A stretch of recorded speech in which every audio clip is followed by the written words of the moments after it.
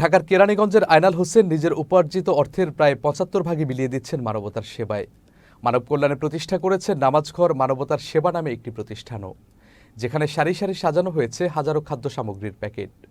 পবিত্র ঈদ উল ফিতর উপলক্ষে দুস্থ অসহায় ৩,০০০ পরিবারকে এসব ঈদ সামগ্রী বিতরণ করেছেন কেরানীগঞ্জের আগানগর এলাকার আয়নাল হোসেন, যিনি অসচ্ছল ও অসহায় দরিদ্র মানুষের কাছে মানবতার ফেরিওয়ালা নামে পরিচিত।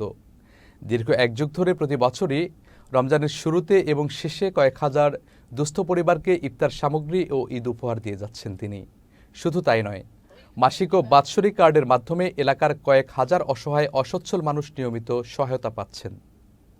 আমি ৩,০০০ অসহায় গরিব মা বোনগো যে বাজার দিলাম, শ্যামাই 2 প্রকারের এবং আপনার চিনি, দুধ, তারপর হইলে আপনার আছে এখানে পোলাওর চাল, ভাতের চাল, আটা, লবণ, এই 7টা-8টা আইটেম আমরা দিয়েছি এবং লগে 200 করে টাকা দিয়েছি, যেটা ৩,০০০ মানুষকে।